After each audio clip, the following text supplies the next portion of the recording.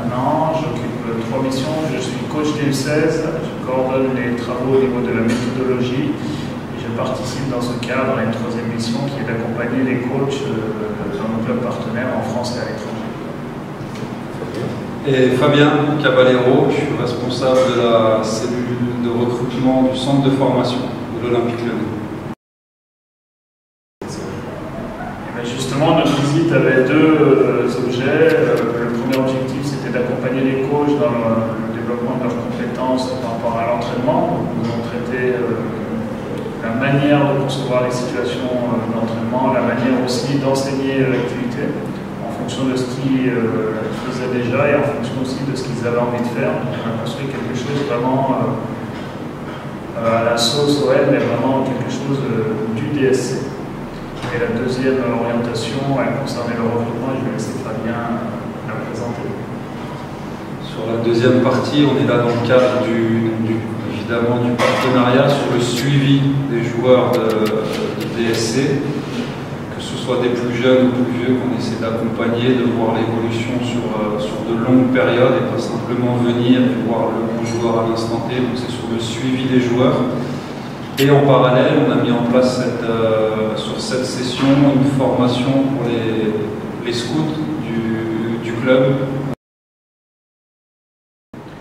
Alors, il y a une chose qui est certaine, c'est que la base est très positive.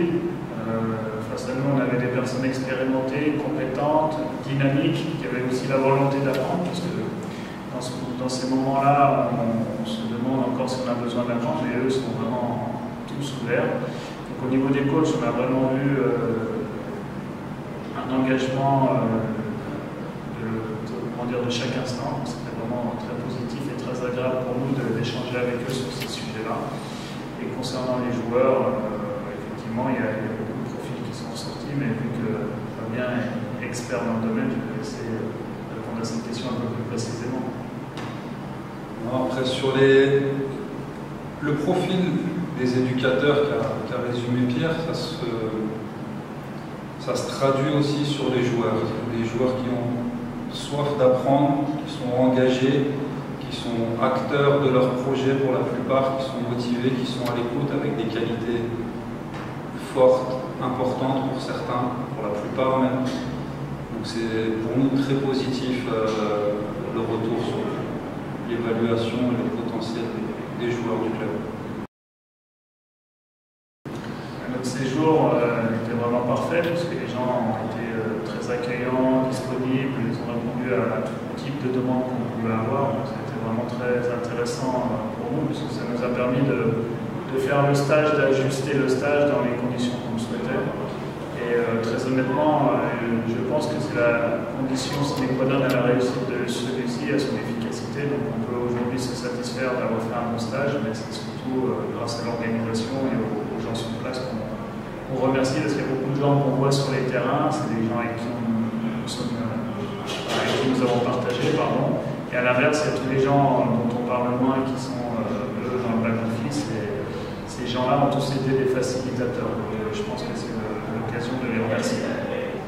Je veux rejoindre ce que dit Pierre, ça a été une aventure dans le cadre du partenariat où il y avait un vrai projet sportif d'accompagnement, d'évaluation, mais au-delà de ça, il y a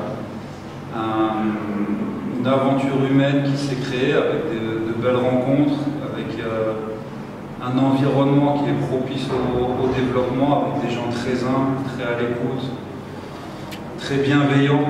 Et c'était un vrai bonheur de passer ce court séjour, trop court, ici à Dakar. Super.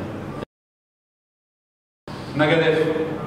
J'en ai appris un autre et pareil qui caractérise certaines personnes d'ici lorsqu'on les chambrait. Donc c'était Sai, apparemment c'est les coureurs de jupons. Donc on les félicite pas pour ça. D'accord.